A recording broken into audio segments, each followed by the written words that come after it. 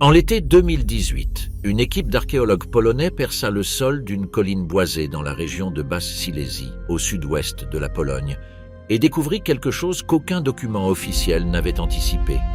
À environ 8 mètres de profondeur, derrière une paroi de décombres et de poutres en bois pourri, s'ouvrait un couloir en béton armé qui s'enfonçait dans la montagne sur plusieurs centaines de mètres. Ce n'était pas une découverte isolée. Cette galerie faisait partie d'un réseau souterrain bien plus vaste, construit entre 1943 et 1945 sous le nom de code Projet Riese, qui signifie « géant » en allemand. Mais ce que personne ne s'attendait à trouver dans l'une de ces chambres latérales, c'était exactement 12 487 casques militaires allemands empilés sur des étagères métalliques qui étaient encore, des décennies plus tard, ancrés aux parois rocheuses. Les casques étaient du modèle M40, le casque standard de la Wehrmacht pendant la Seconde Guerre mondiale. Ils étaient dans un état de conservation extraordinaire. L'humidité constante du sous-sol avait paradoxalement freiné l'oxydation en créant un microclimat stable. La peinture Feldgrau, ce vert grisâtre caractéristique de l'armée allemande, était encore visible sur beaucoup d'entre eux. Certains conservaient encore les décalcomanies de boucliers, les emblèmes d'unité. Quelques-uns avaient encore leurs lanières de cuir intérieures en place, le cuir durci mais non désintégré, arrêté dans une sorte de préservation accidentelle que les conservateurs de musées décrivent comme improbable dans presque tout autre contexte. La question immédiate qui se posa parmi les chercheurs ne fut pas de savoir ce qu'étaient ces casques, mais pourquoi ils se trouvaient là. Une réponse apparemment simple serait qu'ils avaient été stockés comme réserve logistique pour des troupes en retraite. Cependant, l'analyse de la distribution spatiale révéla quelque chose de plus complexe. Les casques n'avaient pas été empilés n'importe comment. Ils avaient été rangés par taille, séparés en groupes selon le modèle exact de chaque lot de fabrication, et certains portaient des marques d'inventaire écrites au crayon gras qui correspondaient à un système de codification utilisé par le Heereszeugamt, le bureau central des approvisionnements de l'armée. Cela indiquait qu'il ne s'agissait pas de casques d'occasion récupérés sur le front, mais de matériel neuf, destiné à quelque opération future qui ne fut jamais exécutée. Le M40 était une évolution du casque M35 avec lequel l'Allemagne était entrée en guerre, différencié principalement par un processus de fabrication simplifié grâce à un emboutissage d'acier en une seule pièce au lieu de deux. La version apparue dans les tunnels correspondait à une série de productions que les experts en équipement militaire de la Wehrmacht datent entre la mi-1943 et le début 1944, une période durant laquelle l'Allemagne faisait déjà face à de graves problèmes logistiques sur 2 fronts simultanés. Le fait que ce matériel n'ait jamais été distribué ajoute une couche supplémentaire de perplexité à la découverte. Ce qui fait de cette découverte bien plus qu'un simple dépôt de matériel de guerre, c'est le contexte dans lequel elle est apparue. Les tunnels du projet Riese n'étaient pas des entrepôts conventionnels. Ils constituaient l'une des œuvres d'ingénierie les plus ambitieuses et les plus secrètes du Troisième Reich, et leur fonction exacte suscite encore le débat parmi les historiens. Ce qui est certain, c'est que dans cet immense espace souterrain inachevé, quelqu'un prit la décision de déposer près de 13 000 casques de combat neufs, de les ranger avec une précision bureaucratique et de sceller la chambre avant que les troupes soviétiques n'arrivent à moins de 100 km. Le projet Riese, l'œuvre souterraine la plus ambitieuse d'Hitler. Le projet Riese fut ordonné directement par l'organisation Todt, l'organe de construction de l'État nazi chargé de toutes les grandes infrastructures militaires, du mur de l'Atlantique au bunker méditerranéen. La construction débuta en 1943 dans la région qui appartenait alors au Reich allemand sous le nom de Schlesien, aujourd'hui la Basse-Silésie polonaise. Le complexe s'étendit dans les montagnes Sowi, également appelées Eulengebirge ou montagnes des hiboux, et comprenait au moins 7 installations souterraines séparées mais interconnectées. Wolfsberg, Rzeczka, Sokolek, Jugovic, Sobon, Ozówka, et le complexe le plus connu de tous, Książ, construit sous l'imposant château du même nom. L'ampleur de l'ouvrage était colossale. Plus de 9 km de tunnels furent excavés dans la roche massive, des dizaines de chambres de différentes dimensions furent construites, des systèmes électriques, des réseaux de ventilation, des voies ferrées intérieures et des réservoirs d'eau furent installés. Pour mener à bien tout cela, l'organisation Todt eut recours au travail forcé de manière massive.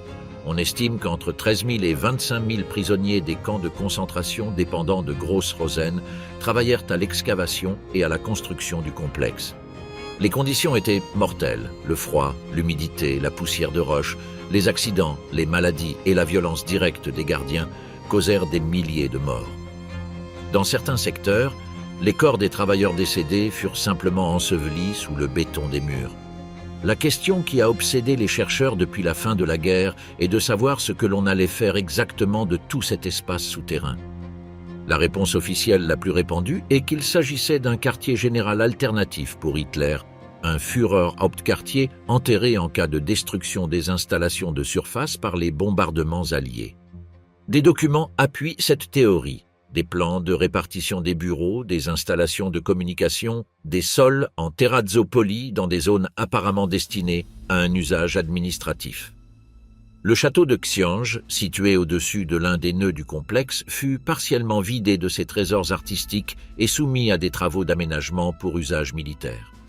Les caves du château furent reliées aux galeries inférieures par un puits vertical descendant à plus de 50 mètres, ce qui suggérait que l'ensemble aurait servi à la fois d'installation de représentation et de commandement. Mais il existe une autre théorie qui a gagné du poids au fil des années.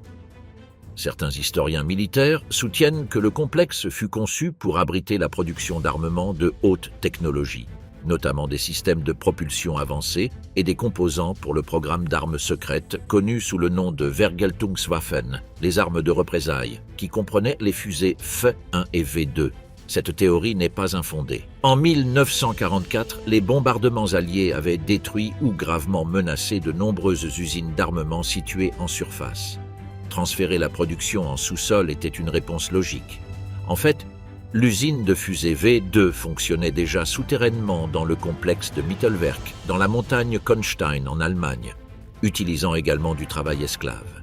Une troisième hypothèse, moins répandue mais étayée par plusieurs documents récupérés au Bandesarchiv, suggère qu'une partie du complexe était destinée à accueillir des centres de recherche du programme d'armement avancé connu sous le nom de Wunderwaffen.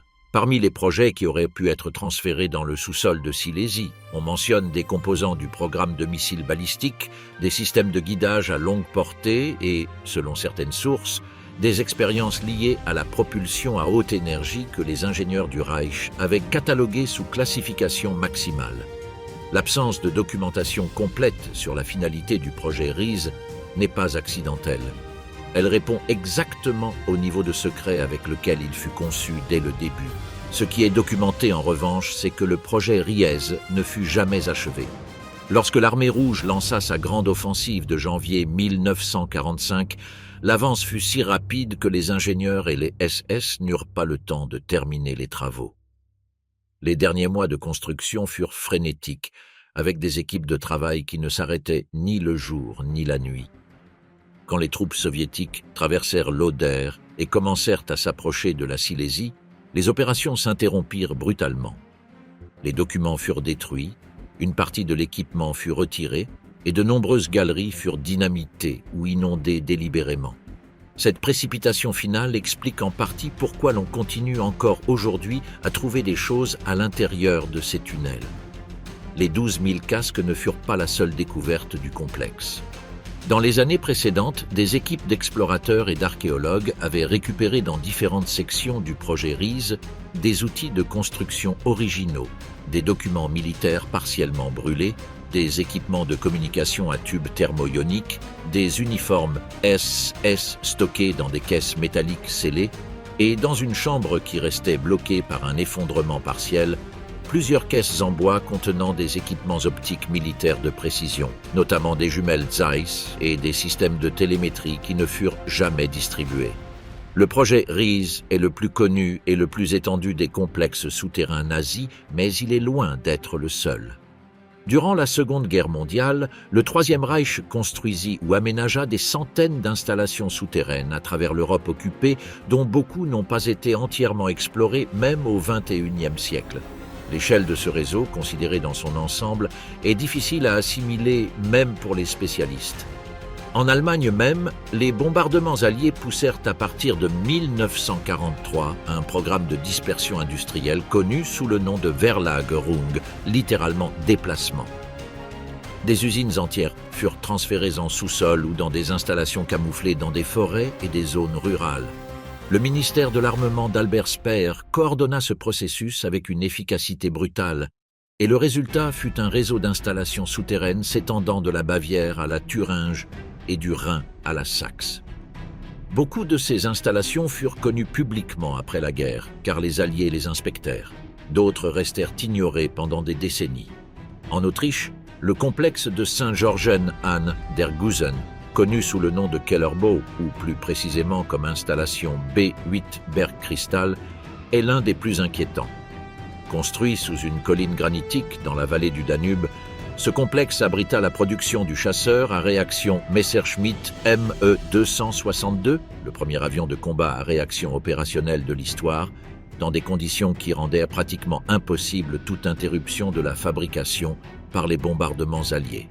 Le complexe disposait de plus de 50 000 mètres carrés de surface excavée et fut construit par des prisonniers du camp voisin de Mauthausen-Gusen, dans des conditions comptant parmi les plus meurtrières de tout le système concentrationnaire nazi.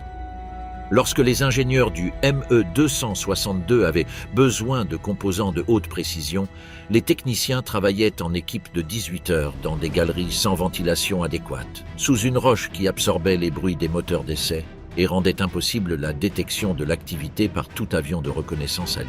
Après la guerre, une partie de ce complexe fut délibérément inondée par les autorités soviétiques, qui contrôlaient cette zone d'Autriche avant que les alliés occidentaux ne puissent l'inspecter. En 2001, lorsqu'on tenta de drainer une section pour une évaluation archéologique, on trouva des outils, des restes de machines et, plus troublant encore, des restes humains non encore identifiés. En France, le complexe de la coupole à Elfau-Wizerne, dans le Pas-de-Calais, était une installation destinée au lancement de fusées V2 sur Londres.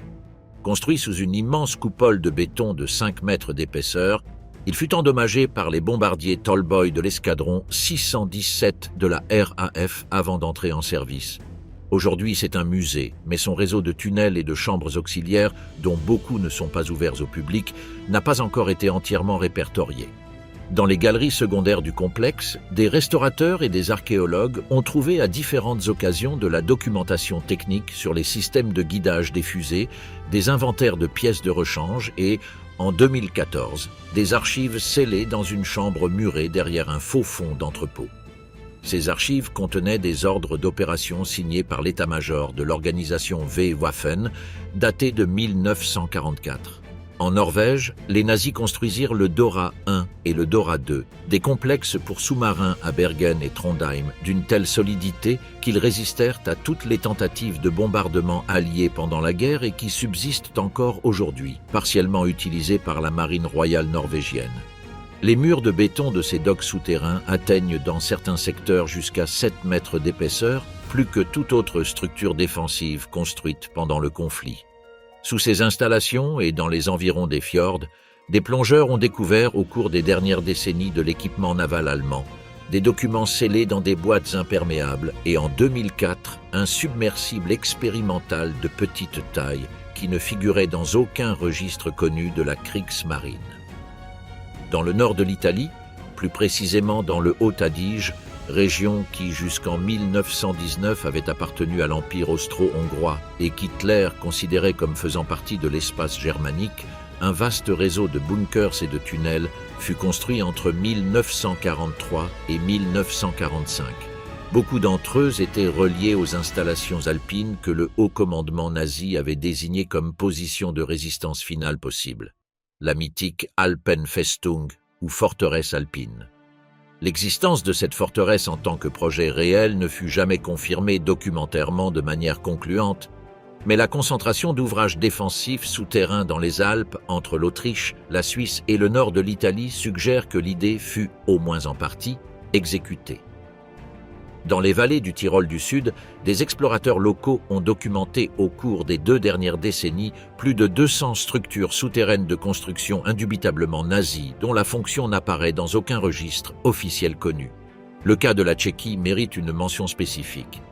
Le protectorat de Bohême-Moravie fut l'une des régions industriellement les plus importantes du Reich. Skoda, la gigantesque industrie lourde de Pilsen, y fabriqua de l'artillerie, des blindés et des munitions en quantité colossale. Lorsque les bombardements alliés commencèrent à menacer les installations de surface, l'organisation Todt entreprit en 1944 la construction de complexes souterrains aux alentours de Brno, Olomouc et Pilsen. Une partie de ces tunnels fut utilisée pendant la guerre froide par l'armée tchécoslovaque, ce qui compliqua leur investigation archéologique ultérieure. Ce n'est que depuis la déclassification des archives militaires tchèques dans les années 90 qu'il a été possible de commencer à distinguer quelles sections de ces complexes sont de construction nazie et quelles parties furent ajoutées par les armées du pacte de Varsovie. Le cas des Pays-Bas ajoute une autre dimension à la carte des installations souterraines nazies. En Hollande, où la topographie plate et le niveau élevé de la nappe phréatique rendaient impossible la construction de bunkers profonds, les nazis optèrent pour une approche différente. Les abris blindés et les complexes de commandement furent construits majoritairement en surface, mais avec des murs de béton pouvant atteindre 3 mètres d'épaisseur, et dans certains cas, ils exploitèrent les anciennes infrastructures de canaux et de digues pour créer des espaces de stockage accessibles uniquement par voie d'eau. Plusieurs de ces espaces, identifiés grâce à de la documentation historique néerlandaise déclassifiée dans les années 90, n'ont toujours pas été physiquement inspectés car ils sont en permanence inondés et leur accès nécessite un équipement de plongée spécialisé que les autorités locales n'ont pas jugé prioritaire de financer. Le train d'or nazi, le mystère qui ressurgit au XXIe siècle. Aucun mystère lié au tunnel nazi n'a généré plus d'attention médiatique ces derniers temps que celui du soi-disant train d'or nazi, le Złoty Pociąg en polonais.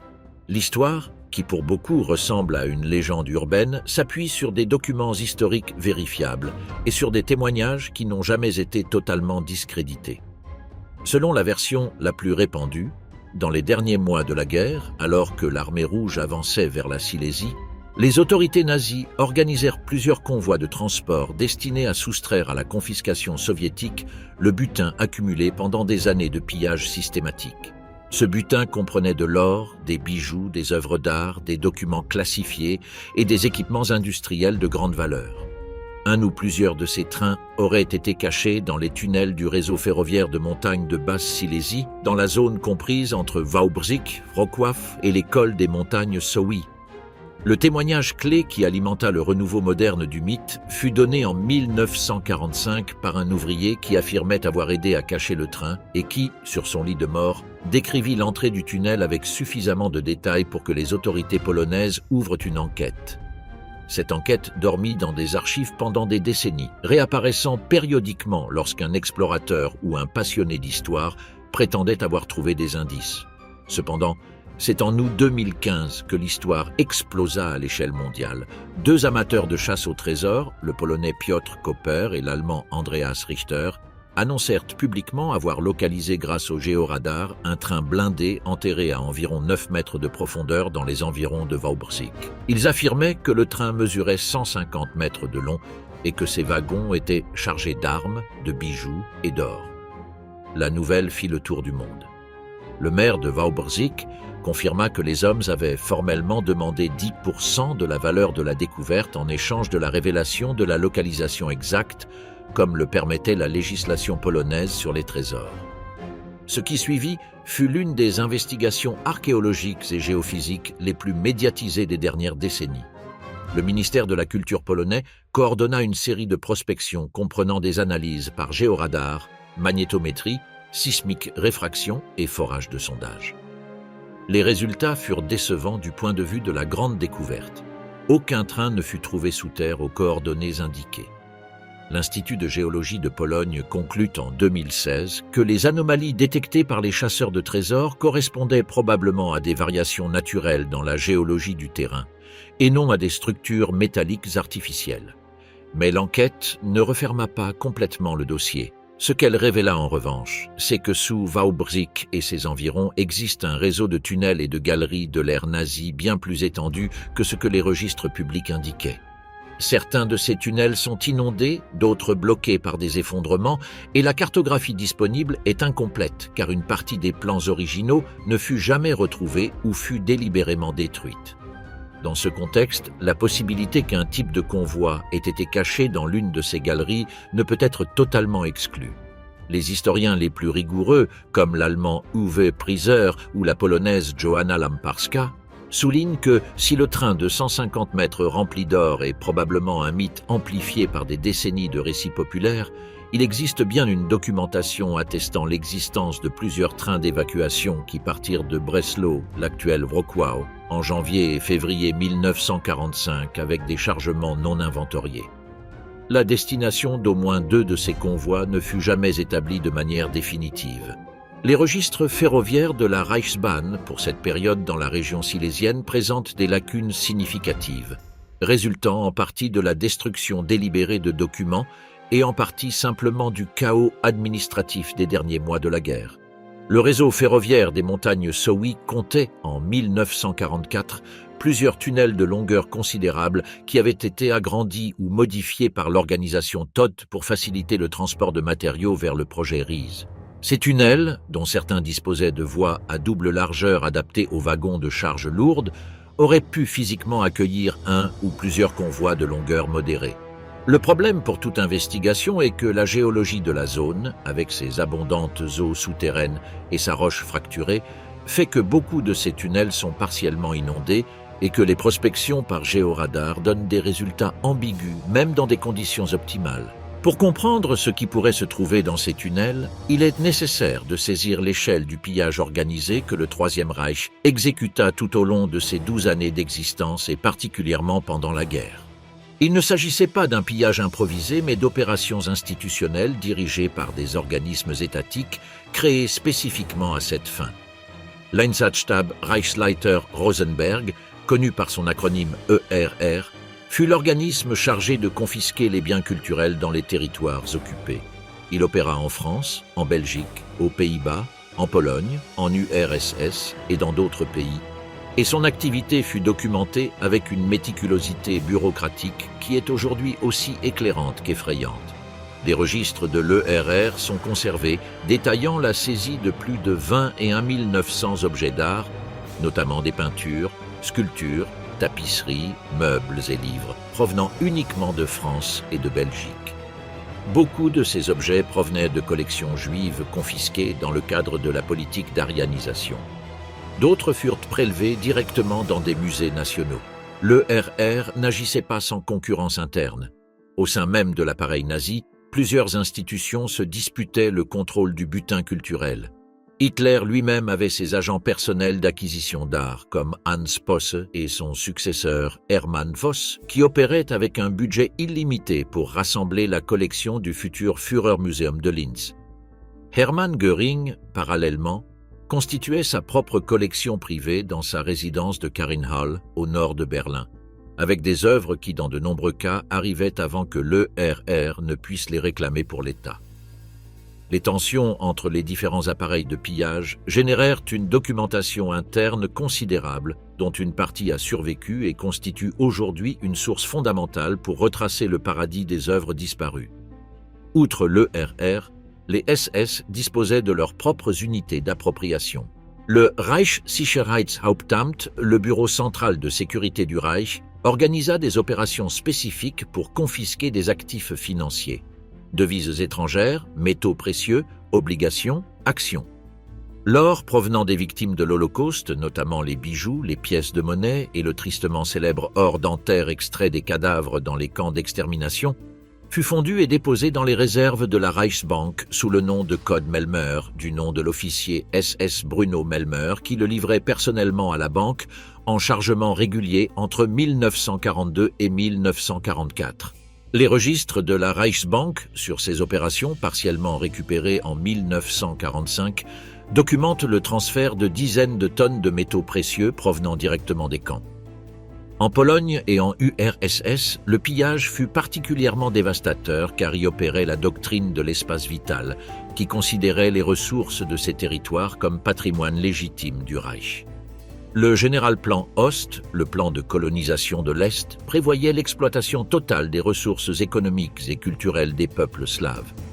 En Ukraine, en Biélorussie et dans les États baltes, les équipes spéciales des SS vidèrent bibliothèques, archives, musées et collections privées à une vitesse qui rendait impossible un inventaire soigneux. Une partie de ces biens parvint en Allemagne et fut inventoriée. Une autre partie disparut simplement dans le chaos des opérations. L'ampleur totale du vol n'a jamais pu être calculée avec précision. La Commission des revendications de l'art de l'ère nazi, active depuis la seconde moitié des années 90, a identifié des dizaines de milliers d'œuvres encore non restituées qui circulent sur le marché de l'art ou se trouvent dans des collections publiques et privées du monde entier. Le nombre d'œuvres encore non localisées dépasse largement celles qui ont été récupérées. L'échelle du pillage de bijoux, de vaisselle, de vêtements et d'effets personnels des prisonniers des camps de concentration est également documentée dans les registres du Reich lui-même. À Auschwitz-Birkenau, les objets confisqués aux déportés à leur arrivée étaient classés et stockés dans une zone connue parmi les prisonniers sous le nom de Canada, par association de ce pays avec l'abondance. Les inventaires partiellement conservés de Canada enregistrent des quantités difficiles à imaginer. Des dizaines de milliers de valises, des centaines de milliers de vêtements, des milliers de kilogrammes de cheveux humains destinés à l'industrie textile et des chargements d'objets de valeur dont le poids total, lorsqu'il pouvait être calculé, dépassait plusieurs fois les réserves de métaux précieux de pays entiers. Une grande partie de ce matériel fut envoyée en Allemagne. La trace d'une partie se termine dans les registres de la Reichsbank. La trace d'une autre partie s'interrompt simplement. Ce contexte explique pourquoi l'idée qu'une partie de ce butin puisse encore être cachée sous terre n'est pas absurde. Dans les derniers mois de la guerre, alors que la défaite était imminente, plusieurs fonctionnaires et officiers nazis tentèrent de dissimuler des actifs pour un usage personnel ultérieur ou pour financer ce que certains historiens appellent le Quatrième Reich souterrain. Le réseau d'organisation d'aide aux fugitifs nazis qui incluait l'Odessa et le système de Ratlin qui facilita la fuite de criminels de guerre vers l'Amérique latine, le Moyen-Orient et d'autres destinations. Le lac Toplitz et les secrets engloutis dans les Alpes. En mai 1945, quelques jours avant la reddition définitive de l'Allemagne, un groupe d'officiers des SS arriva sur les rives d'un lac isolé dans les Alpes autrichiennes, dans la région de Styrie, et commença à jeter des caisses à l'eau. Le lac était le Toplitzsee, une masse d'eau sombre d'une profondeur maximale de 103 mètres, encaissée entre des parois verticales de roches alpines qui le laissent dans l'ombre pendant la majeure partie de la journée. Les habitants du coin virent ce que faisèrent ces hommes. Certains tentèrent même de s'approcher, mais furent repoussés à la pointe des pistolets. Ce que contenaient ces caisses devint l'une des questions les plus persistantes de l'après-guerre. Les premières tentatives d'exploration sous-marine commencèrent dès 1945, organisées par l'armée américaine à la recherche de documents du renseignement nazi. Ils trouvèrent quelque chose, bien que l'on n'ait jamais précisé exactement quoi, et quittèrent le lac. Au cours des années 50 et 60, plusieurs équipes de plongeurs amateurs tentèrent d'explorer le Toplitzsee. Au moins 2 d'entre eux y perdirent la vie. La profondeur extrême, la température proche de 0 degré à partir de 10 mètres, l'obscurité absolue et les couches de troncs et de branches qui recouvrent le fond comme un piège naturel font de ce lac l'un des environnements de plongée les plus dangereux d'Europe.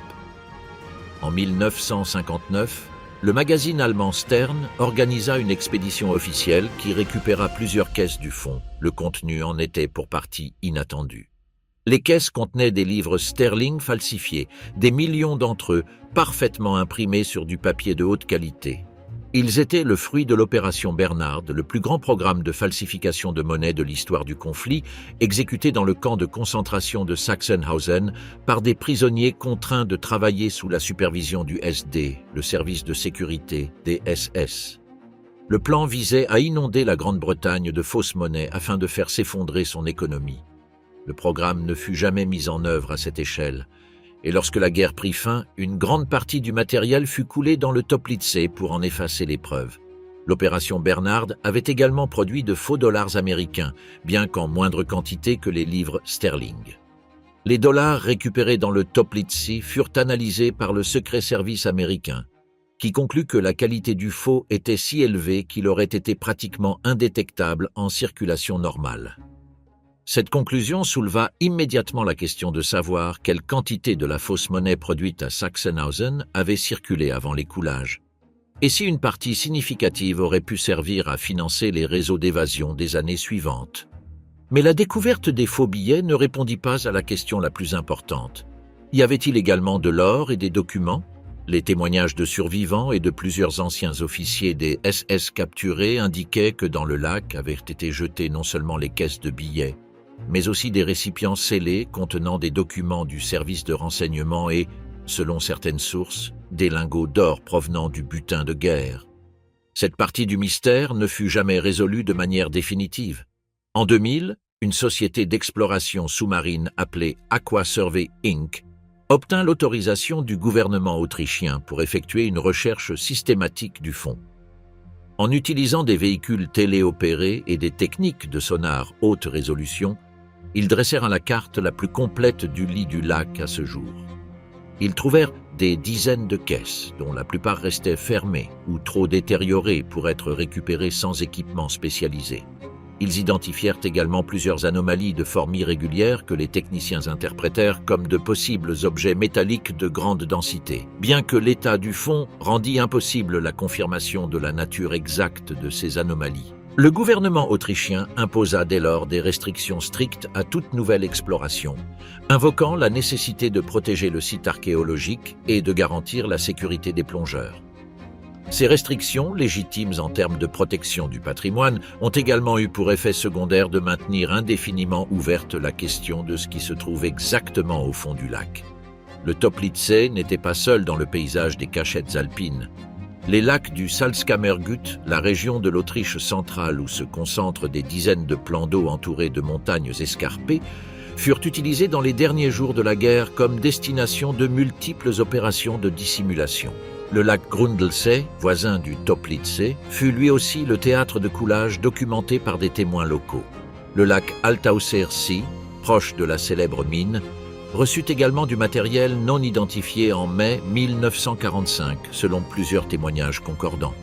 La différence entre ces lacs et le Toplitzsee est que ce dernier fut exploré de manière systématique et que le contenu des explorations fut partiellement rendu public. Pour les autres lacs de la région, les prospections ont été beaucoup plus limitées et leurs résultats, lorsqu'il y en eut, ne furent pas toujours divulgués publiquement. L'ambre perdu, le trésor culturel le plus recherché du XXe siècle. Aucun objet disparu de la période nazie n'a suscité autant de recherches, de théories et d'expéditions que la chambre d'ambre. Son histoire commence au XVIIIe siècle, lorsque le roi Frédéric Ier de Prusse commanda la construction d'un salon entièrement revêtu d'ambre de la Baltique pour son palais de Charlottenbourg. Le projet fut poursuivi par son successeur, Frédéric Guillaume Ier, qui en 1716 l'offrit au tsar Pierre le Grand de Russie en signe d'alliance. La chambre fut installée dans le palais de Catherine à Tsarskoïe Selo, près de Saint-Pétersbourg, où elle fut agrandie et perfectionnée pendant des décennies. Dans sa forme définitive, elle recouvrait plus de 55 mètres carrés de parois avec des panneaux d'ambre, d'or, de miroirs et de pierres semi-précieuses. Les contemporains l'appelaient la 8e merveille du monde. En septembre 1941, 3 semaines après que les forces allemandes eurent pris Tsarskoïe Selo, une équipe d'experts en art du groupe d'armée Nord démonta les panneaux d'ambre en moins de 36 heures et les emballa dans 27 caisses qui furent transportées à Königsberg, l'actuel Kaliningrad. Là, les panneaux furent à nouveau montés dans le château de Königsberg, où ils demeurèrent exposés jusqu'à l'automne 1944, lorsque les bombardements alliés sur la ville commencèrent à s'intensifier. À partir de ce moment, la piste se divise. Le gouverneur nazi de la région, Erich Koch, ordonna l'emballage de la chambre en vue de son transfert vers un lieu sûr. Les caisses furent à nouveau emballées, mais personne ayant survécu à la guerre ne put confirmer de manière vérifiable ce qui leur arriva ensuite. La version la plus acceptée parmi les historiens indique que les caisses sont probablement restées dans le château de Königsberg et furent détruites lorsque le château brûla pendant la bataille de la ville en mars et avril 1945. Les analyses de l'état des sous-sols du château, effectuées par des chercheurs soviétiques immédiatement après la guerre, ne trouvèrent aucune trace des caisses. mais ils ne trouvèrent pas non plus de fragments d'ambre calcinés en quantité suffisante pour correspondre à la destruction complète de la chambre sur place. L'ambre brûle, mais laisse des résidus. Ces résidus n'apparurent pas dans des proportions cohérentes avec la destruction de l'ensemble complet. Cela ouvrit la porte à une hypothèse alternative. Si les caisses n'avaient pas brûlé à Königsberg, elles avaient dû être évacuées avant l'encerclement soviétique. Les destinations proposées ont été nombreuses au fil des décennies de recherche.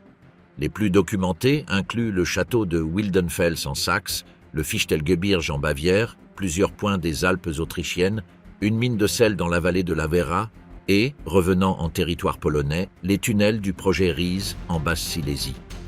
Le lien avec les tunnels de Silésie provient de plusieurs témoignages d'officiers locaux des SS qui, interrogés après la guerre, mentionnèrent en passant le transport d'objets culturels de grande valeur vers des installations souterraines en janvier 1945.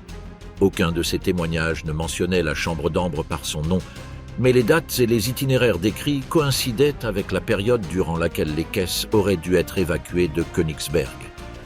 En 1979, l'URSS et la RDA convinrent d'une commission conjointe pour enquêter sur le sort de la chambre. La commission travailla pendant des années, examina des archives déclassifiées des deux pays et interrogea des dizaines de témoins survivants. En 1992, lorsque l'URSS avait déjà disparu, le rapport final conclut que la chambre avait probablement été détruite à Königsberg, mais reconnaissait expressément que cette conclusion reposait sur l'absence de preuves contraires et non sur une preuve positive de destruction. Un élément qui complique encore davantage l'affaire est l'apparition ponctuelle de fragments susceptibles d'appartenir aux panneaux originaux.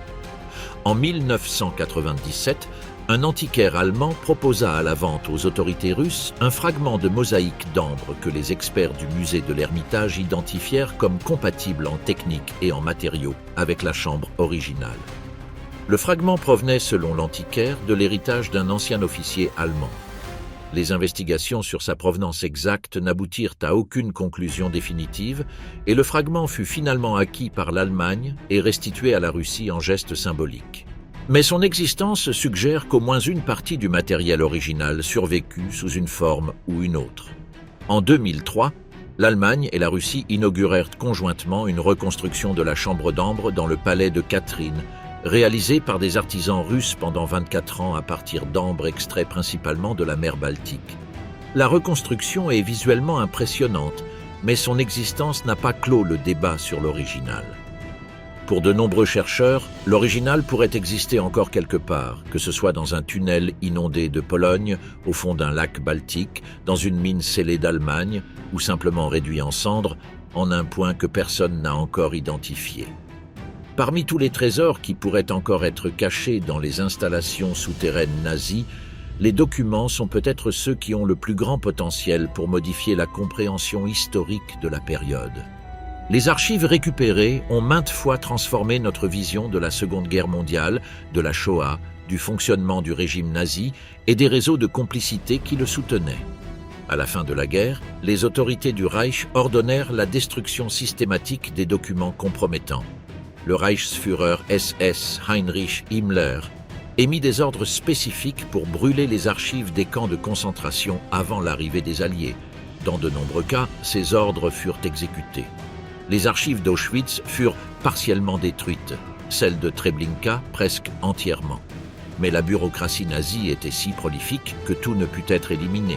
Les archives récupérées à Nuremberg, dans les dépôts de l'armée américaine à Bad Salzungen, dans les sous-sols du ministère des Affaires étrangères allemand à Berlin, constituèrent la base documentaire des procès de Nuremberg et de décennies de recherches historiques ultérieures. Ce que l'on ne sait pas avec certitude, c'est quelle quantité fut cachée avec l'intention de la récupérer après la guerre. Pour l'usage des réseaux d'évasion, pour le chantage, pour la négociation avec les alliés occidentaux dans le contexte de la guerre froide qui se profilait déjà, ou simplement par des individus qui voulaient s'assurer que leurs propres actes ne resteraient pas documentés. Il existe des cas concrets qui illustrent la valeur de ce qui pourrait encore être enfoui. En 1997, un chercheur découvrit dans les sous-sols de la Banque centrale de Pologne à Wrocław un ensemble d'archives de la Gestapo de Breslau dont personne ne savait qu'elles s'y trouvaient.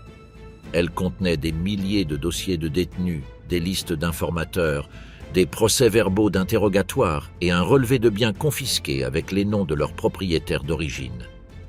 Les archives avaient été déposées là en 1945 par un fonctionnaire dont l'identité ne fut jamais établie et étaient restées intactes pendant plus de 50 ans.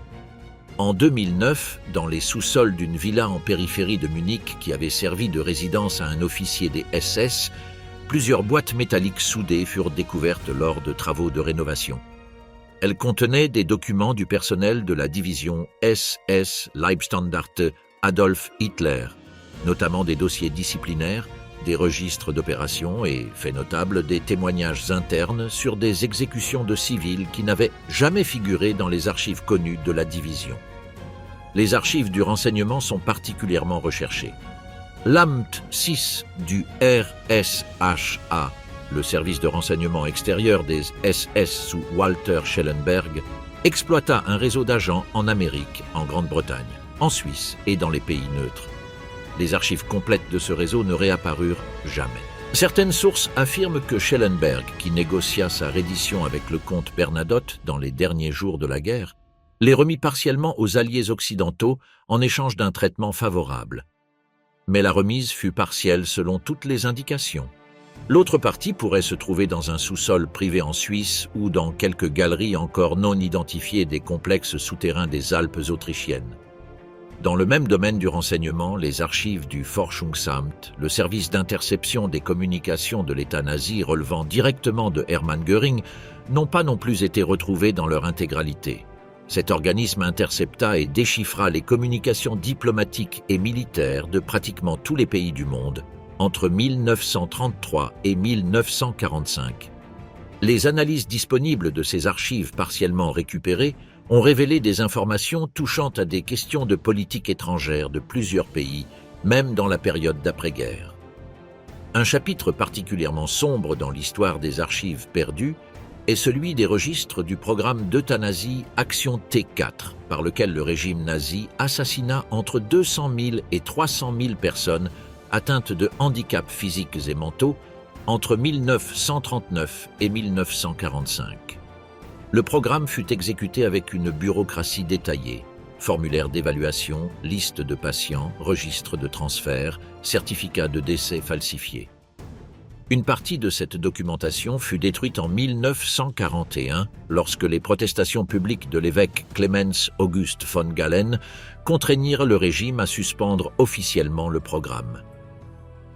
Mais le programme se poursuivit de manière clandestine sous le nom d'Action 14F13 et ses registres postérieurs à 1941 n'ont pas été retrouvés dans leur intégralité.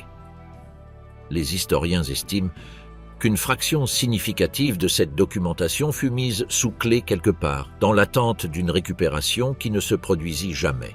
Une autre catégorie de documents particulièrement recherchés est celle des registres du SD, le Sicherheitsdienst ou service de sécurité des SS qui fonctionnait comme service de renseignement intérieur du Reich. Le SD conserva des archives détaillées sur des millions de citoyens allemands et des territoires occupés, comprenant des rapports d'informateurs, des dossiers de surveillance, des analyses d'opinion publique et des registres d'activités considérées comme subversives. Ces archives ne sont pas seulement pertinentes pour comprendre le fonctionnement de l'appareil répressif nazi. Elles pourraient également éclairer des réseaux de collaboration dans les pays occupés qui n'ont jamais été complètement investigués par les autorités nationales d'après-guerre.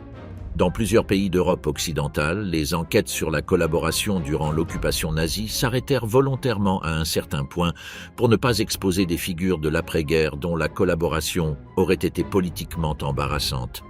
Les archives du SD, qui n'ont toujours pas été retrouvées, pourraient rouvrir ces chapitres. Les mines de sel, les dépôts les plus improbables. Parmi les différents types de cachettes utilisées par les nazis pour dissimuler des biens, les mines de sel se sont révélées les plus riches en termes de ce qu'elles ont livré aux chercheurs. La raison en est géologique. L'environnement d'une mine de sel est exceptionnellement stable en termes d'humidité et de température. Le sel inhibe la croissance des champignons et des bactéries. Dans ces conditions, les matériaux organiques tels que le papier, le bois, le cuir ou les pigments de peinture se conservent pendant des siècles avec une fidélité qui serait impossible dans presque tout autre environnement souterrain.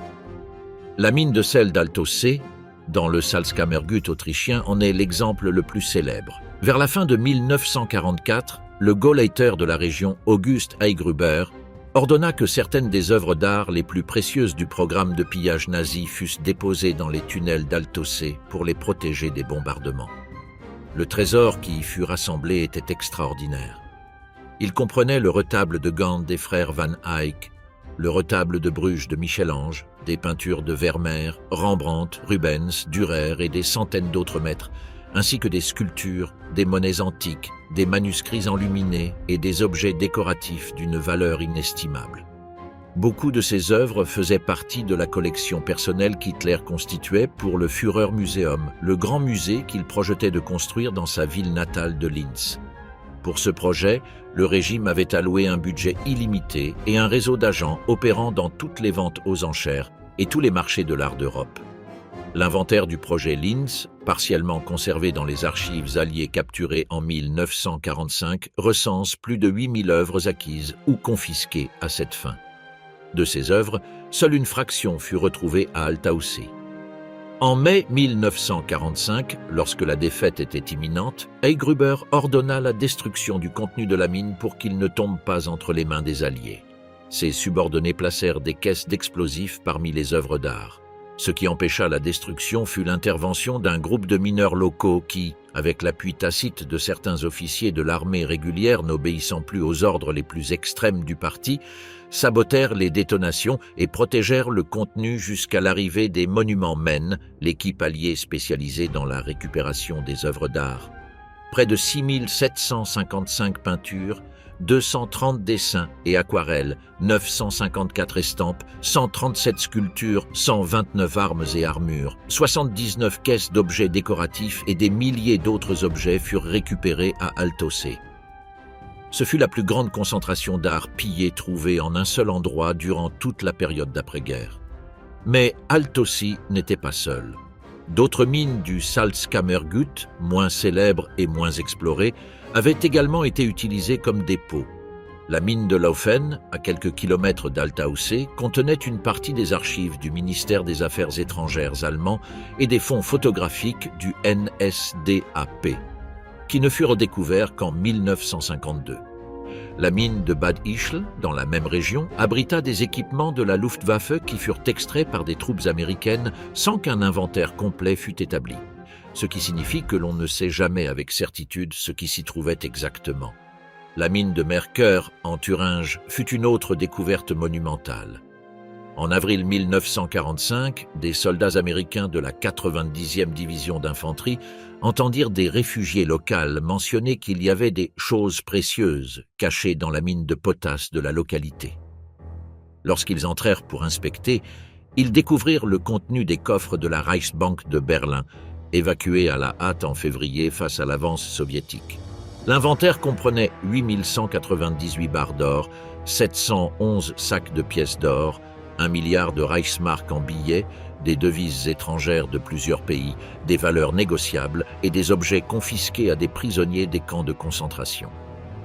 Ce fut la plus grande découverte d'actifs financiers nazis de l'après-guerre. Cependant, la totalité des réserves de la Reichsbank avant la guerre était nettement supérieure à ce qui fut trouvé à Mercœur. Une partie de la différence s'explique par les dépenses de guerre, mais une autre partie significative ne fut pas comptabilisée de manière satisfaisante. Les investigations ultérieures identifièrent plusieurs envois de la Reichsbank vers la Suisse, la Turquie, l'Espagne, le Portugal et l'Argentine durant les dernières années de la guerre, des mouvements financiers qui ne furent que partiellement retracés. Au-delà des grandes mines converties en dépôts, il exista également une pratique répandue de dissimulation individuelle de la part d'officiers des SS et de fonctionnaires du parti qui, voyant la fin approcher, prenaient l'initiative d'enterrer en des lieux connus d'eux seuls des actifs de nature diverse. Les témoignages de habitants de Bavière, d'Autriche, de Saxe et de Silésie, recueillis par les équipes alliées en 1945 et 1946, regorgent de références à des officiers qui arrivaient de nuit, creusaient pendant des heures dans des jardins, des caves ou en lisière de forêt et repartaient avant l'aube. La plupart de ces cachettes individuelles, si elles furent récupérées, le furent par leurs propriétaires ou par leurs familles dans les décennies suivantes sans laisser de traces. mais une fraction d'entre elles ne fut jamais récupérée, soit parce que l'intéressé mourut avant de pouvoir le faire, soit parce qu'il fut exécuté, capturé ou simplement ne revint jamais. Ce type de cachette, de petite échelle mais potentiellement nombreux, est celui qui a le moins de chances d'être trouvé par des prospections systématiques et celui qui dépend le plus du hasard. Des travaux de construction imprévus, une sécheresse abaissant le niveau de la nappe phréatique ou l'exploration curieuse de quelqu'un qui ne s'attendait à rien trouver. Les recherches de trésors et d'archives nazies ont connu une révolution technologique au XXIe siècle qui a transformé aussi bien les possibilités de localisation que les méthodes de fouille et d'analyse. Les techniques qui, dans les années 50 ou 60, auraient nécessité des semaines de travail manuel coûteux et risqués, peuvent aujourd'hui être exécutées en quelques jours avec des équipements portables. Le géoradar, ou GPR, Ground Penetrating Radar, est peut-être l'outil le plus utilisé dans les prospections d'installations souterraines nazies. Il émet des impulsions électromagnétiques qui pénètrent le sol et renvoient des signaux lorsqu'elles rencontrent des discontinuités dans le substrat, cavités, objets métalliques, variations de densité du matériau. Dans des conditions idéales, le géoradar peut détecter des cavités de taille considérable à des profondeurs de 10 mètres ou plus. Ces limites sont tout aussi importantes. La présence d'eau, d'argile ou de roches très hétérogènes peut interférer avec les signaux de manière à rendre difficile la distinction entre une anomalie artificielle et une anomalie naturelle, comme le démontra l'affaire du train d'or nazi à Wałbrzych. La magnétométrie de gradient, qui mesure les variations du champ magnétique terrestre causées par la présence de métaux ferreux, est plus spécifique pour la détection d'objets métalliques. Elle a été utilisée avec succès dans plusieurs prospections d'installations allemandes de la Seconde Guerre mondiale, notamment dans le cadre de la récupération de véhicules blindés et d'avions abattus. Dans le domaine des complexes souterrains, la magnétométrie a permis d'identifier des éléments structurels métalliques, comme les voies ferrées intérieures du projet RISE, dans des sections de galeries qui n'ont pas encore été physiquement accessibles. La tomographie électrique, qui cartographie la résistivité du sol en profondeur au moyen d'électrodes, permet d'identifier des zones de faible résistivité pouvant correspondre à des cavités remplies d'air ou à des structures en béton. Cette technique a été employée dans plusieurs investigations du projet RISE et dans des prospections de blockhaus côtiers en France et en Norvège. Ces résultats sont particulièrement fiables dans les terrains homogènes, où la présence d'une anomalie construite se distingue nettement du fond géologique naturel. Plus récemment, le lidar aéroporté a révolutionné la prospection de grandes zones boisées. Le lidar émet des millions d'impulsions laser qui rebondissent sur le sol, traversant la végétation, et permet de générer des modèles tridimensionnels du terrain avec une résolution de quelques centimètres.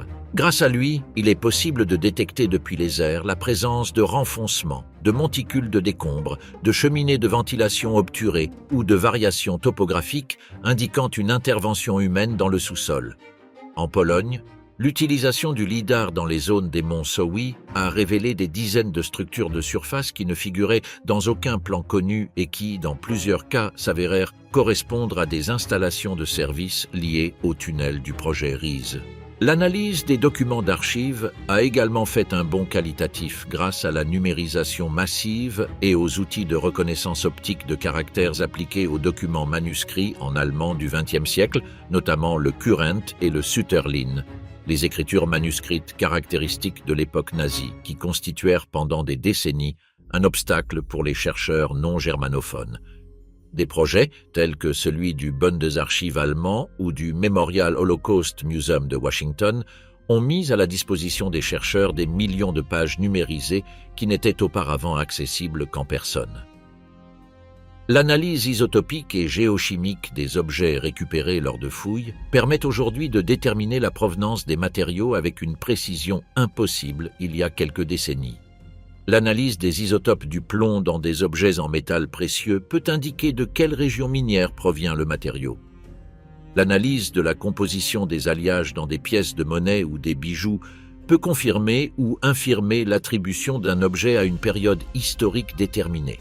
Cette technique fut appliquée, par exemple, à plusieurs lingots d'or récupérés dans différents pays après la guerre, permettant dans certains cas de retracer l'origine du métal jusqu'à des fonds spécifiques de la Reichsbank ou jusqu'à des confiscations dans des camps de concentration précis. En 2022, une équipe de chercheurs de l'Université de Varsovie appliqua l'analyse d'ADN ancien à des restes osseux trouvés dans l'une des galeries du complexe d'Ossovka, partie du projet RISE. Les résultats permirent d'établir l'origine géographique de plusieurs des prisonniers décédés durant la construction, confirmant qu'ils avaient été amenés de Pologne centrale et orientale, d'Ukraine et des États baltes. Les données ADN furent confrontées au registre des camps de concentration de Gross-Rosen et de ses sous-camps, permettant dans 3 cas d'identifier des noms précis de personnes précédemment enregistrées comme disparues dans les archives de l'International Tracing Service de Bad Arolsen. La photogrammétrie numérique, qui génère des modèles tridimensionnels haute résolution à partir de photographies prises sous de multiples angles, a par ailleurs transformé le processus de documentation des découvertes. Dans le cas des 12 487 casques de Basse-Silésie, l'équipe archéologique créa un modèle tridimensionnel complet de la chambre avant de commencer l'extraction, préservant sous forme numérique la distribution exacte des casques sur les étagères et les détails des marques d'inventaire avant que toute manipulation physique ne pût les altérer. Les réseaux d'évasion et le destin du butin caché. Une dimension fréquemment négligée du mystère des trésors nazis est le lien entre les cachettes et les réseaux d'évasion qui permirent à des centaines de criminels de guerre de fuir la justice alliée entre 1945 et les années 60. Comprendre ces réseaux est fondamental pour comprendre ce qui a pu advenir d'une partie du butin qui ne réapparut jamais. Les 2 principaux réseaux d'évasion nazis les plus cités dans l'historiographie sont l'Odessa, acronyme de Organisation der ehemaligen SS-Angehörigen, et la BISCHOF, sur laquelle il existe moins de documentation, mais que plusieurs chercheurs considèrent comme plus opérationnelle. Les 2 utilisèrent des itinéraires connus sous le nom de Ratlin, qui conduisaient les fugitifs depuis les Alpes jusqu'au port de la Méditerranée, et de là vers l'Argentine, le Brésil, le Paraguay, la Bolivie, la Syrie et d'autres destinations. Le rôle exact de l'Odessa en tant qu'organisation centralisée a été débattu par les historiens. Simon Wiesenthal, qui la décrivit comme une structure hautement organisée, fut critiqué par d'autres chercheurs qui soutiennent que l'évasion nazie fut en réalité plus chaotique et décentralisée. Mais l'existence de filières de fuite et de financement pour les fugitifs est documentée indépendamment de la question organisationnelle. Le financement de ces réseaux est un élément qui reste peu élucidé. Les témoignages de plusieurs fugitifs capturés ultérieurement, comme Franz Stangl, le commandant de Treblinka, extradé du Brésil grâce aux efforts du chasseur de nazis Simon Wiesenthal, ou comme plusieurs membres des Einsatzgruppen capturés en Amérique du Sud durant les années 60 et 70, mentionnent l'existence de fonds en espèces, de devises et, dans certains cas, d'objets de valeur qui leur furent remis comme capital de départ au début de leur fuite. La provenance de ces fonds ne fut pas toujours clarifiée. Le cas le mieux documenté d'utilisation de fonds nazis pour financer la fuite est celui du réseau de l'évêque Alois Hudal, recteur du collège ecclésiastique allemand à Rome, qui facilita personnellement des documents de la Croix-Rouge internationale à des fugitifs nazis en utilisant sa position institutionnelle. Hudal n'agit pas seul. Il bénéficia de la collaboration de plusieurs fonctionnaires du Vatican, de la connivence tacite de services de renseignement occidentaux qui préféraient utiliser certains spécialistes nazis comme agents dans la guerre froide naissante, et du financement d'organisations d'expatriés allemands en Argentine et dans d'autres pays. Les fonds qui transitèrent par ce réseau ne furent jamais entièrement audités. En Argentine, le gouvernement de Juan Domingo Perón accueillit plusieurs milliers d'immigrants européens d'après-guerre, parmi lesquels se dissimulaient des criminels de guerre ayant assumé de fausses identités. Le transfert de capitaux depuis l'Europe vers l'Argentine durant cette période, par des canaux légaux et illégaux, fut significatif. L'enquête menée par la commission Triaca, créée par le gouvernement argentin dans les années 90 pour enquêter sur l'entrée des nazis et de leurs actifs, trouva des preuves de virements bancaires et d'achats immobiliers qui, dans certains cas, pouvaient être retracés jusqu'à des fonds d'origine nazie, mais le dossier documentaire était incomplet, et les investigations se heurtèrent à des résistances politiques et juridiques qui les rendirent difficiles à mener à terme.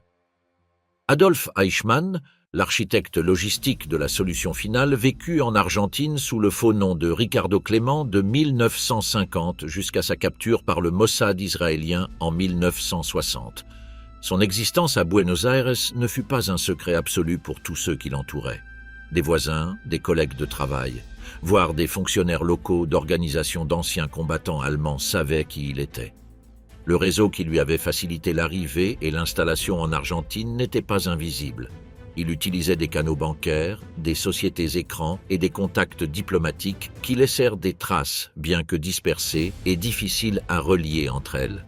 Au Chili, au Paraguay et en Bolivie, où s'installèrent également des communautés d'anciens combattants et de criminels de guerre allemands, la piste de l'argent est encore plus opaque. La colonie d'Unidad au Chili, fondée par l'ancien sous-officier de la Luftwaffe Paul Schaeffer, fut, outre une enclave d'extrême droite et un centre de torture durant la dictature de Pinochet, un point de transit de documents et d'actifs depuis l'Europe, selon des investigations ultérieures. Les programmes d'armes secrètes et leurs installations enterrées. Un chapitre spécifique de l'histoire des installations souterraines nazies, qui mérite une attention particulière, est celui des installations dédiées aux programmes d'armement de haute technologie, les Wunderwaffen. Au-delà des fusées V1 et V2, le Troisième Reich investit des ressources considérables dans des projets d'armement allant des avions à réaction et des turboréacteurs aux sous-marins de nouvelle génération, en passant par des systèmes de guidage de missiles et, aux marges les plus spéculatives de la recherche technique de l'époque, des projets que les scientifiques allemands eux-mêmes décrivaient dans des mémorandums classifiés avec des termes qui n'avaient pas d'équivalent dans la terminologie conventionnelle. Le programme de fusée à longue portée, dirigé par Werner von Braun et coordonné depuis Peenemünde sur la côte baltique, est le plus connu. Après que les bombardements alliés eurent endommagé les installations de Peenemünde en août 1943, la production fut transférée au déjà mentionné Mittelwerk sous la montagne Konstein. Mais Peenemünde n'était pas le seul centre de recherche du programme. Il existait des installations auxiliaires à Blizna en Pologne, dans la zone de Heidelager, à Munich et en plusieurs points des Alpes bavaroises. Une partie de la documentation technique de ces installations auxiliaires, notamment les plans de développement de variantes non produites des missiles A9 et A10 destinés au bombardement intercontinental, ne réapparut jamais dans les archives que l'équipe spéciale américaine Operation Paperclip récupéra en emmenant von Braun et ses collègues aux États-Unis. Le programme d'avions à réaction est un autre domaine présentant des lacunes documentaires significatives. Le ME-262, premier chasseur à réaction opérationnelle de l'histoire, fut documenté de manière exhaustive par les Alliés. Mais il existait au moins 4 projets d'aéronefs à réaction supplémentaires à différents stades de développement. Le Heinkel HE-162 Volksjäger, le Focke-Wulf T à 183, le Horten HO-229 et le Junkers JU-287, tous avec différents degrés d'avancement. Les prototypes récupérés par les Alliés ne correspondaient pas au nombre d'unités produites selon les registres de production partiellement conservés. La différence, que certains historiens attribuent simplement à des erreurs dans les registres de guerre, pourrait également correspondre à des unités évacuées vers des installations souterraines dans les derniers mois du conflit.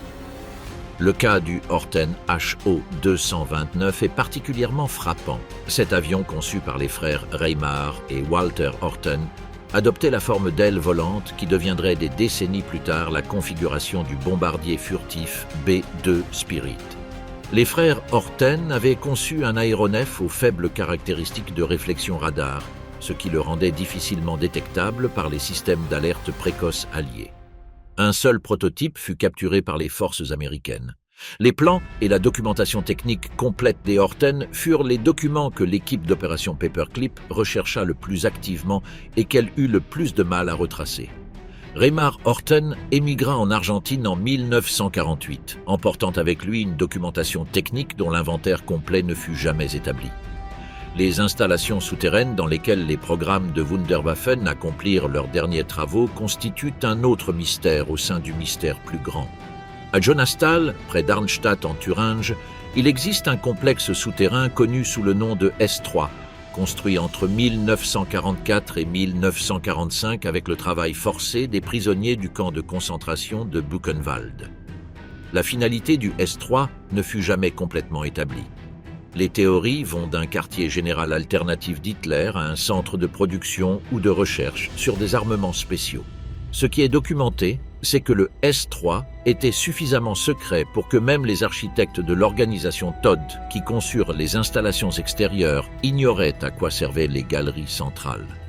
En 2006, lorsqu'une commission de l'État de Thuringe effectua une prospection systématique du complexe, elle découvrit que plusieurs des galeries intérieures du siècle III avaient été scellées au béton après la guerre par un agent non identifié. Le scellement ne datait pas de 1945.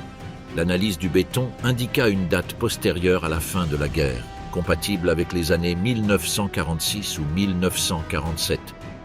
Quelqu'un, après la défaite allemande, était revenu dans le complexe et avait muré les accès qui demeuraient ouverts. L'étude des trésors nazis qui furent effectivement trouvés, aussi bien dans la période immédiate de l'après-guerre que dans les décennies suivantes, fournit un cadre de référence pour comprendre l'échelle de ce qui pourrait encore rester à découvrir. Dans le domaine de l'art, les découvertes les plus marquantes du XXIe siècle furent celles de collections privées accumulées sous le régime. L'affaire Gurlitt fut la plus retentissante. En 2012, des agents des douanes allemands fouillèrent l'appartement de Cornelius Gurlitt à Munich et trouvèrent 1406 œuvres d'art, peintures, dessins et gravures, accumulées par son père Hildebrand Gurlitt, l'un des 4 marchands officiels d'art confisqués du Troisième Reich. La valeur estimée de la collection dépassait le milliard d'euros. Nombre de ces œuvres provenaient de collections juives aryanisées. Après des années de litiges et de procédures de restitution, une partie des œuvres fut rendue aux héritiers des familles d'origine. D'autres sont encore en cours d'investigation de provenance. La collection Gurlitt était privée, mais son existence pendant 70 ans dans un appartement de Munich indique qu'il existe d'autres collections similaires entre des mains privées qui n'ont jamais été déclarées ni investiguées. Dans le monde de l'art, la recherche de provenance est devenue une discipline spécialisée avec ses propres institutions, bases de données et organismes de régulation. La base de données Art Loss Register, dont le siège est à Londres, contient des registres de plus de 700 000 œuvres volées dans le monde entier, dont une fraction significative correspond au pillage nazi. Chaque année, des dizaines de réclamations fondées sur cette base de données sont présentées devant des tribunaux ou des commissions de restitution dans plusieurs pays. Un aspect du pillage culturel qui a reçu moins d'attention publique est celui des bibliothèques. L'ERR ne confisqua pas seulement des œuvres d'art, il confisqua également des livres, des manuscrits, des archives privées et des collections académiques. La Bibliothèque nationale juive de Vienne, la bibliothèque du séminaire rabbinique de Breslau, les collections de l'Alliance israélite universelle à Paris et des dizaines d'autres institutions furent vidées. Une partie de ces fonds bibliographiques fut redistribuée à des institutions académiques allemandes, ce qui compliqua leur identification ultérieure comme matériel volé. L'USHMM de Washington et la Bibliothèque nationale d'Israël ont coordonné au cours des dernières décennies un projet de traçage de livres de provenance volés qui a identifié des milliers de volumes dans des collections universitaires et nationales d'Europe et d'Amérique portant des marques de propriété d'institutions ou d'individus juifs. Dans le domaine des actifs financiers, la découverte la plus significative de la période récente fut la déclassification partielle en 1997 du dit rapport Eisenstadt, commandé par le gouvernement américain pour enquêter sur le comportement des pays neutres durant la guerre en relation avec leurs nazis. Le rapport documenta en détail le rôle de la Suisse en tant que récepteur et redistributeur d'or, provenant aussi bien des réserves de la Reichsbank que de l'or personnel confisqué aux victimes de l'Holocauste. Il estima que la Suisse reçut entre 1939 et 1945 entre 440 et 444 tonnes d'or allemand, dont au moins 185 tonnes avaient été volées aux banques centrales des pays occupés. Les négociations entre les gouvernements alliés et la Suisse à la suite du rapport conduisirent à la création du Fonds indépendant de solidarité suisse et au versement de 1,25 milliard de dollars en compensation aux victimes de l'Holocauste. Cependant, le rapport soulignait également que la totalité des transactions n'avait jamais pu être retracée en raison de la destruction d'une partie des archives bancaires suisses et de l'existence de comptes numérotés ne liant pas les actifs à leur titulaire d'origine. La même année du rapport Eisenstadt, les banques suisses publièrent les dites listes des dormants, registre de comptes inactifs depuis avant 1945 susceptibles d'appartenir à des victimes de l'Holocauste. La liste initiale contenait plus de 5000 noms. Les investigations ultérieures en ajoutèrent des milliers d'autres. Les négociations entre les banques et les organisations juives internationales aboutirent à un accord de 1,25 milliard de dollars pour la liquidation de ces comptes en 1998. Mais l'accord fut critiqué par de nombreux historiens et par des organisations de survivants qui le jugèrent incomplet. Une partie des actifs n'avait toujours pas pu être attribuée à des héritiers identifiables. Les mystères qui restent ouverts. Après 80 ans d'investigation, de fouilles, de procès, de déclassification d'archives et de recherches avec les technologies les plus avancées disponibles, la liste des questions non résolues entourant les trésors, les archives et les secrets enfouis du Troisième Reich reste remarquablement longue. La localisation de la chambre d'ambre originale demeure inconnue. Il n'existe aucune preuve positive de sa destruction ni de sa survie. Le sort de 2 à 4 trains d'évacuation partis de Breslau en janvier 1945 n'a pas été établi. Les archives complètes de l'Amt 6 du RSHA, le renseignement extérieur des SS, n'ont pas réapparu. Les documents complets du Forschungsamt ne restent accessibles que de manière fragmentaire. Le sort de plusieurs chargements de devises étrangères et de métaux précieux qui quittèrent la Reichsbank entre 1944 et 1945 vers des destinations non identifiées ne fut jamais entièrement retracé. Le paradoxe de la collection complète d'art du projet Linz, qui selon les inventaires nazis partiellement conservés dépassait les 8000 œuvres, n'a pas non plus été établi dans sa totalité. De ces œuvres, environ 5000 furent récupérées dans différents dépôts entre 1945 et les années 60. Les autres ne réapparurent pas.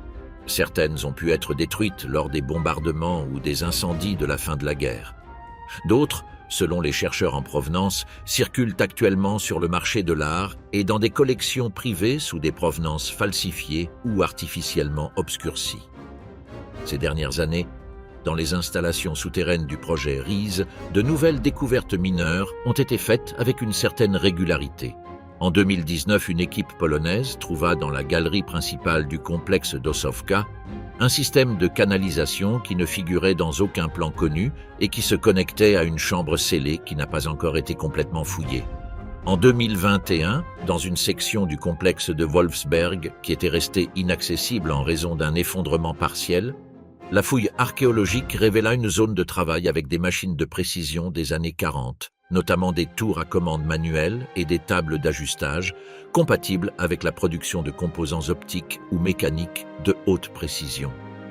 Le cas des 12 487 casques par lequel commença ce parcours présente encore des aspects non résolus. Le système de codification identifié sur les casques fut analysé par le Bundesarchiv allemand, qui confirma qu'il correspondait à des lots de production des années 1943 et 1944, provenant d'usines situées en Tchéquie, dans la région du protectorat de Bohême et Moravie. Mais l'ordre de transfert de ces casques vers les tunnels silésiens n'a été trouvé dans aucune archive connue. L'inventaire qui aurait dû accompagner un lot aussi ordonné et catalogué n'est pas non plus apparu.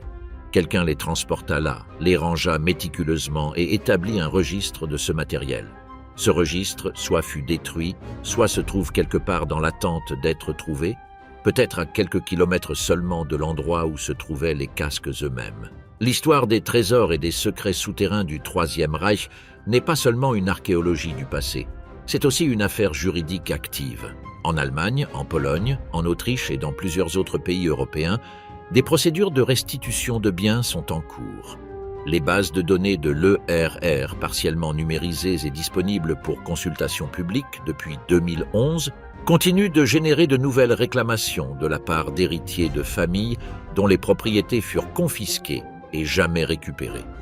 Chaque nouvelle découverte dans un tunnel ou dans une archive déclassifiée peut réactiver des affaires bloquées depuis des décennies et ajouter des noms à des listes de victimes qui n'ont pas encore été complètement établies. Une dimension du problème que les investigations récentes ont mise en lumière avec plus de clarté est celle des complices civils. Les installations souterraines du projet Riese ne furent pas construites dans le vide. Les matériaux arrivèrent par des réseaux de transport locaux. Les fournisseurs de ciment, d'explosifs, de bois et d'outils étaient des entreprises opérant légalement. Les fonctionnaires des municipalités adjacentes étaient au courant de l'existence des travaux. Une partie de la documentation de ces transactions commerciales survécut, dispersée dans des archives municipales et d'entreprises qui ne furent pas examinées systématiquement avant des décennies après la guerre. Lorsque les chercheurs commencèrent à analyser ces registres dans les années 90 et 2000, ils trouvèrent des preuves que certaines entreprises ayant fourni des matériaux au projet Riese continuèrent à opérer normalement après la guerre, dans certains cas sans déclarer ni l'origine de leur contrat ni les bénéfices obtenus. L'International Tracing Service de Bad Arolsen, aujourd'hui renommé Arolsen Archives, gère la plus grande archive mondiale sur les victimes du nazisme. Avec plus de 30 millions de documents concernant 17,5 millions de personnes, l'archive fut partiellement déclassifiée en 2007 après des décennies d'accès restreint. Depuis lors, des chercheurs, des familles de victimes et des juges d'instruction ont accédé à une documentation qui continue de générer des identifications de restes humains non réclamés, des rectifications de décès enregistrés erronément et, dans certains cas, des pistes sur le sort de biens confisqués dont la trace était restée coupée pendant des décennies. La géographie des secrets enfouis du régime nazi n'a pas de carte complète.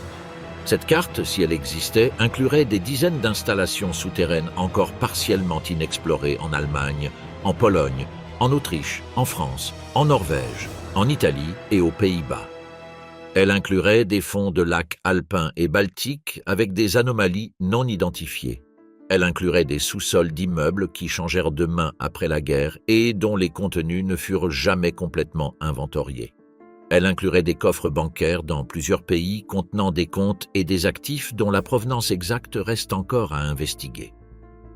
Le projet Riese en Basse-Silésie, avec ses plus de 9 km de tunnels creusés et ses dizaines de chambres latérales, est peut-être l'endroit où cette incertitude est encore la plus concentrée.